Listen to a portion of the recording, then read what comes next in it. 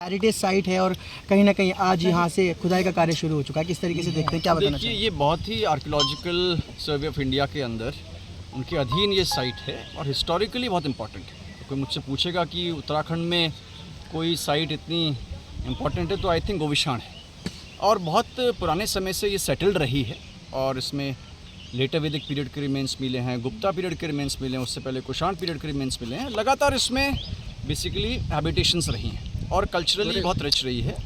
अभी जैसे सतह पे हमने देखा तो बहुत सारी पॉटरी यहाँ पे जो हमारे सुपरिंटेंडिंग आर्कियोलॉजिस्ट हैं जोशी जी, उन्होंने हमको दिखाई।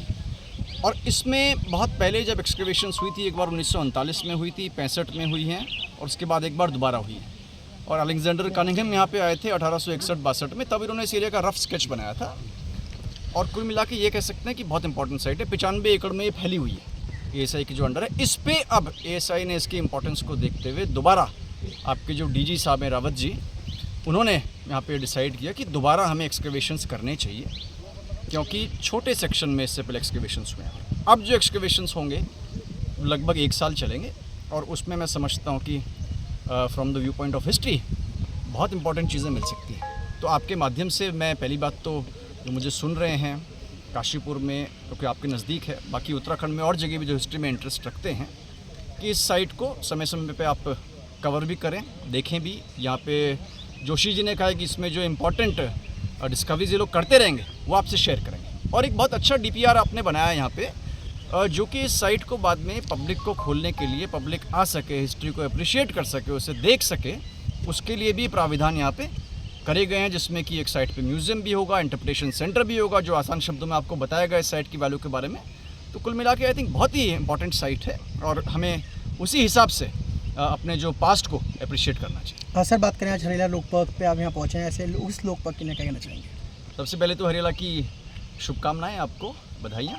और पूरे कुमाऊँ मंडल की मैं बात करूँ तो आज सभी डिस्ट्रिक्ट्स में और सभी डिपार्टमेंट्स में बहुत बड़े स्केल पे हम प्लांटेशंस करवा रहे हैं। और फोकस ये रहा कि जो हम प्लांटेशन कर रहे हैं, एक तो जो हम वाइल्ड में करते हैं वो तो करते ही हैं, लेकिन जो कवर्ड स्पेस में जो प्लांटेशन होती है उसमें सर्वाइवल बहुत अच्छा रहता है। तो हमारे जितने भी गवर्नमेंट कॉम्प्लेक्सेस हैं वहाँ पे भी हमने इसको किया है और उत्तराखंड और हरा बने, क्योंकि हरियाली हमारी USP है और इसी तरीके से हम इकोलॉजी इकोनॉमी का बैलेंस बना के चलें। सर, यहाँ पर अक्सर तेंदुआ मिलता है और कहीं ना कहीं आसपास जो रेजिडेंशियल एरिया है उनके लिए भी खतरनाक रहता है।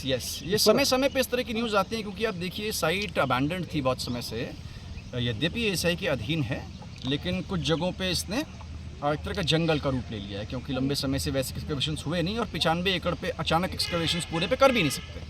लेकिन इसमें फॉरेस्ट की टीम भी इसमें जानते हैं कि अब एक्सकवेशंस हो रहे हैं, तो वो इस बात को देख रहे हैं और ये प्रयास रहेगा कि किसी तरह का मैन एनिमल कॉन्फ्लिक्ट की स्थिति ना बने। Thank you.